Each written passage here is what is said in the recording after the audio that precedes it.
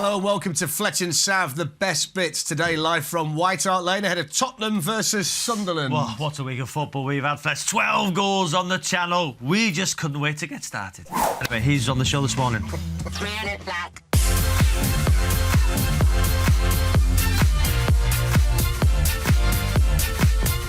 Joining us first up this morning, Owen, Hargreaves and Joey Barton. Good morning, fellas. Morning. A goal for you last night. Great Good goal. goal as well. 2 in a week, yeah. 2 in a week. Yeah. Don't know what's going on. The statistic is that you scored in back-to-back matches for the first time in 11 years. Yeah. 2005. It's better than yellow cards, because that's generally what they got to get back. Well, you've had those in back-to-back games. Loads yeah. of back-to-back games you've with had them. those So, in yeah, it makes a back-to-back change, games. mate. Yeah. Makes a change. Paul Bostock's just tweeted, Fletch, did you split your suit trousers and then have to pull your jeans at the last minute? Just take up it. You look very smart. You look very smart. Shall I get back to the No, discussion? Paul, no, just take up it. You Thanks, have to Paul. wear jeans. Who was that? Paul? Yeah, I think you look Thanks, very Paul. smart, mate. I think you look very smart. Yeah. Paul's sat at the moment watching the programme in his pyjamas. He's having a pop at bag here. I think you look smart, but you expect that to be a suit. But I think you look smart, mate. Right, thanks. Anyway, yes, all right. Any more fashion tips? Send them in this morning.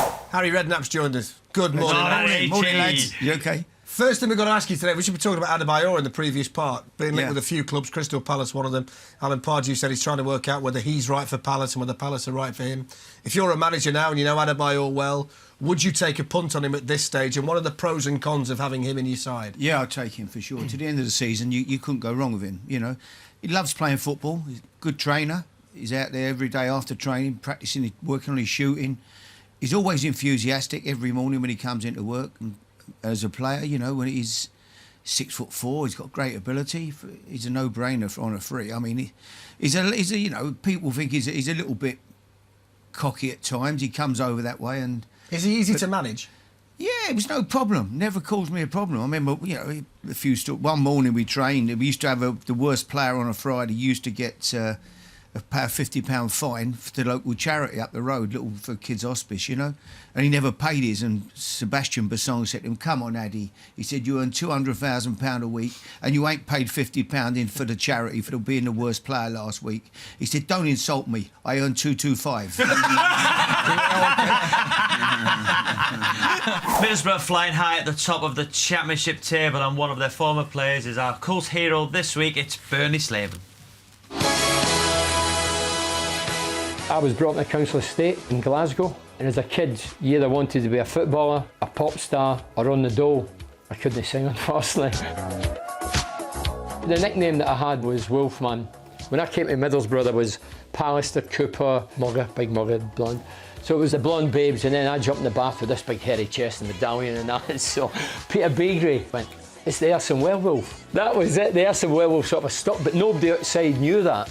So then we played Leicester one day and all the fans were going, "Oh!" They're all doing this wolf thing. So that was it out in the open, so I couldn't hide it after that. Deli Alli. What a player, H. Fantastic, What a player. talent. Yeah, he's amazing. I mean, but when you look, Robbie, he's sitting there at, you know, MK Dons and people start against Man United when they beat Man United. And, you know, how does somebody else not go in and take him? Yeah. He spent the whole, you know, for 15, 16 months he'd been performing like that. It wasn't as if he suddenly had that little spell.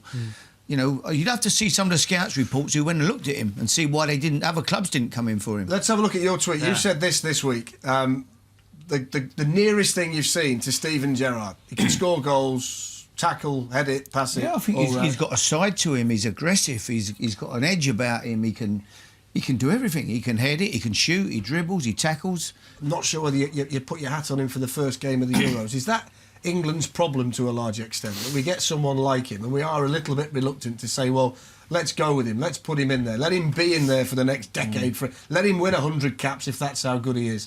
If he was playing for one of the European rivals, they'd be tempted to say, well, he's the best we've got, so stick him in there. Let's find the place for him. We keep the reins on them a little bit. I think that's one of the things that maybe we're looking at. But you know, he is an experienced at international level. I think going into a competition like that, Glenn has a point where putting all of your youngsters in. We know they've all got the talent and the ability to be there. That's why they're going to be in the squad in the first place. But I think throwing them all in for that first game, it could be a big mistake because they need to get a result. It's hugely important. I'm only saying that in the sense that he's got to earn that, and he's possibly. But you were really good at giving people an opportunity. Yeah, when but you were what the I'm saying manager. is, a couple of weeks ago we were talking about Barkley. Yeah. What a great player, showing his goals. Shouldn't we find a place for both of those? He's got to outdo them. If he outdoes them between now and the end of the season, I think Roy will say, "Yeah, he's my man." Yeah. I'm not Do you saying think it's not Roy would possible. do that?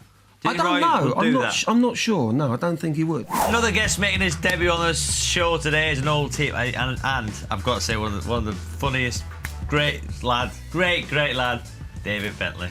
Oh, mate. We had it was brilliant, mate. What a team we had at Blackburn there. That was brilliant, wasn't it? What a laugh. Wasn't it? It done me in. When I left there, I couldn't face it anymore. I was depressed for years.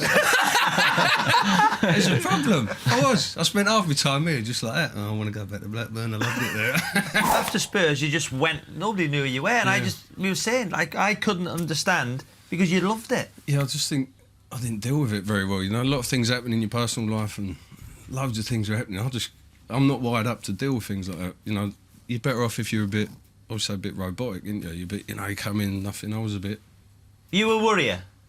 Yeah, probably think about it too much, and then just started to not like it. Social media come in and some more focus, more money, and I just lost interest in it. Yeah. Did it change then during your career? Did you see a change? Yeah, when I first started at Arsenal, I was a young player, 15. Used to go in. It was like Ray Parlour, Adams, and it just used to be fun. You're getting paid to go in. You're like, this is what I want to do because it's not like the real world. It's a privilege to go in every day. For me now, it's like a job. You go in, you focus, you got to diet. It's mentally you got to be really strong. And I was just. Do you stayed at Blackburn? Do you think you would have been a longer career? Do you think? Yeah, maybe, but it changed there as well, didn't it? I was 16, 17 playing the Arsenal. I was just going around like way with the fairies. I was loving it. Everyone was looking at me like, he's mad, isn't he? But I just enjoyed it. For me, it was. And I was playing for the England youth teams. You're on TV and I was loving it. I loved it.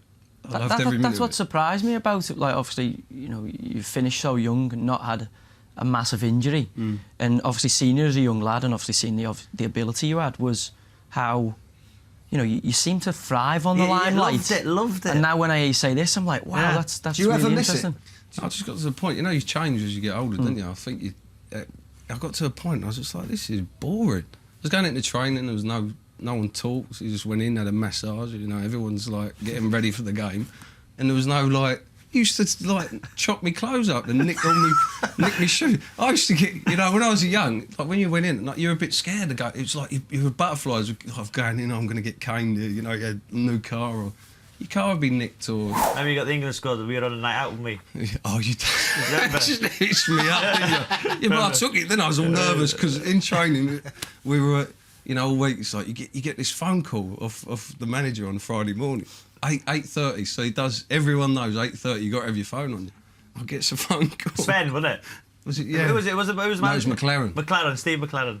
And I've answered the phone. Hello, and it's him. And I honestly thought it was McLaren. Private number. The whole conversation, and he's going, "Yeah, you've done well. You're a great player." I'm going, "Thank you so much for this." Did you not realise? It's an honour. It's an honour. I'm sitting. He's just there going, "Okay, David." So I come off the phone. I'm ringing everyone in the England squad. It was me. Half an hour later, I get another phone. It's actually Steve McLaren going. I'm going, what? You just rung me. He's getting to train and I'm all the lads are there. Steve McLaren's not brilliant. Welsh, by the way. No, but Did you do an accent, did you? Yeah. It wasn't the Dutch one, was it? Oh, the Dutch. No. I shouldn't really say that, should I? Yeah, in hindsight, yeah. A little bit of French for you, a little bit of French to get. 50-50 challenge. Barton or Savage? Said Barton earlier, I think. You won! Are you mad? He'd have been loving it. I'd like to see it. We should set it up. You can't do that anymore. It's gone. Both will be sent off for touching each other. But you're like all lovely in that, ain't you? Mate, you've done me a cut. I was like, oh.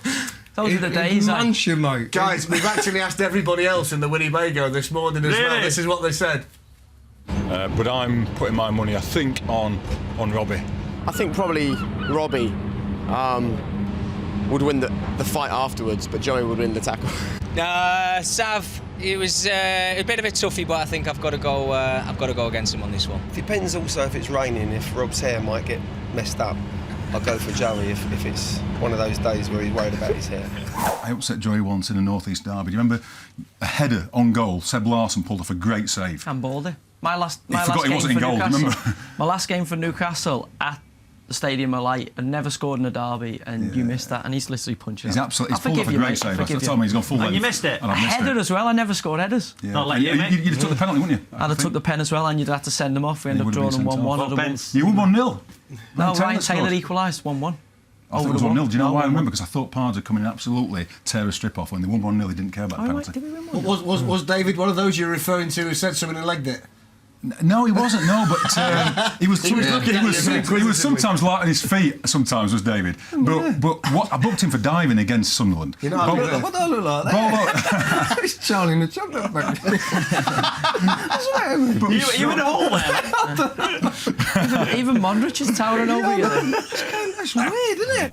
That's all for Fletch and Sav this week. Hope you enjoyed the show. Keep tweeting into @Fletch and Sav in the week, and we'll see you next Saturday from 10 a.m. for Norwich against Liverpool with a special guest, Darren, Norwich chairman, Ed Balls.